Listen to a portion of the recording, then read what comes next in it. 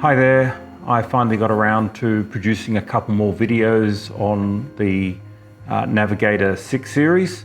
In these next two videos, I'm going to talk about modes and settings, and then I'm going to also just cover some of the tricks and tips with riding with the Nav6 and some of the options and the control settings you've got that'll make navigating a bit easier.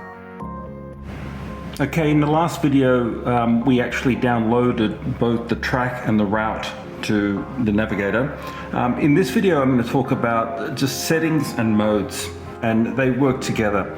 A lot of people aren't aware of the different modes, but up here where you see the motorbike, if you tap on that, this is where you can actually set what mode you're in. And what we're going to do is we're going to set up one set of settings for motorcycle, which is really when I'm on road, and I'm going to set up a different set of settings for off-road. So when I'm on road, the types of settings that I'm looking at, first of all, the vehicle, this is where you can actually choose what type of motorbike you want, or what type of car or icon you want. So I've chosen a GS there. The map driving view, I find 3D is quite good when I'm on the road, but I'll change that when I'm off-road, which you'll see in a moment. I leave map detail normal. Map theme, map buttons. It's quite important. If you don't have this one selected on the right hand side, make sure you actually get that in. That allows you to actually jump to the next waypoint, and that allows you to cancel your navigation. So they're the two buttons that I have in my standard settings. Dashboards allow you to actually set up a different type of dashboard down the bottom, and it's really your preference as to what you like, what information you want to see, both while you're navigating and when you're just driving or riding normally. When I'm navigating, it actually tells me the number of kilometers, the distance to my finish point, and also the estimated time. So I quite like to have those displayed here as well. And if we just go back, actually one thing that's probably more relevant for off-road is the auto zoom, but I'll cover that when we go into off-road.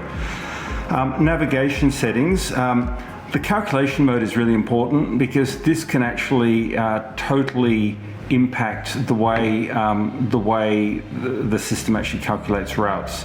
So I tend to leave this on faster time. If it's doing weird things, the nav, this is the first thing I'd go back to have a look at, the calculation mode.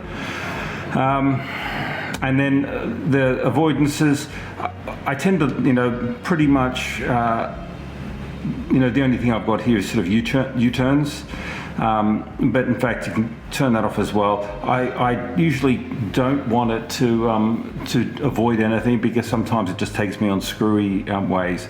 If I'm deliberately trying to avoid motorways, I might go and set that. So they're the main settings that I'll use when I'm riding on the road and navigating with routes. Now, if you change modes up here and I go to off-road, it's kind of like just a whole new set of preferences. You can see the icon changes at the top to a little sort of off-road tire. And the first thing you'll notice is when I'm in off-road mode, if we have a look into the map, you'll see the map looks fundamentally different. I have not got 3D perspective. Here it's just the top down, and the reason why I set it like this is when I'm navigating off-road and I'm using tracks to navigate, it's actually a much better way of just being able to sort of see the tracks on the screen and navigate with that top-down view. Now there's two options sort of here. If we go into the settings and have a look at map and vehicle. So the vehicle here, what I've done is, instead of choosing a 3D motorbike, which is great for 3D mode, I've actually just chosen this little sort of chevron here, and that way I know I'm in off-road mode. Second, the driving map view. So for off-road, the recommendations are either track up or north up. Track up means you'll always be heading to the top of the screen, and it makes the perspective of whether you turn left or right pretty obvious. Some people really prefer north up because it gives you more sort of situational awareness or more sort of spatial awareness about which way you're riding. So you'll see the direction, you know, you're heading southeast or south or southwest, etc. And some people believe that you actually have much better awareness of where you're actually traveling and which way you're heading. And I think they're probably right. I still prefer track up because it means that, you know, when I'm riding quickly in an off-road situation, I can glance down and know straight away whether I'm going left or right. They're probably the two biggest differences that I'm setting for off-road. The other thing that I will set for off-road mode is under map and vehicle. I'll come down here, and auto zoom is pretty good for when you're actually doing road navigation. But I actually turn it off when I'm in off-road. And the reason I like to do that is because I use the scroll wheel on the GS, and you know, when I've set it for the level of zoom that I want, I kind of like to keep it at that level of zoom. I don't like the nav to take over and change that. So I turn auto zoom off when I'm in off-road, and I leave it on when I'm in on-road.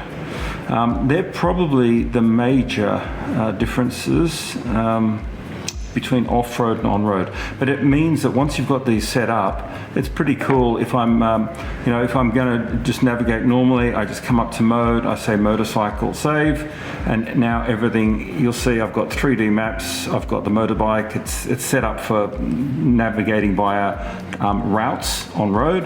And then when I go off and I'm starting to navigate via tracks, I just come back, I click in here and I say off-road, and now everything is set up and reconfigured for navigating using tracks.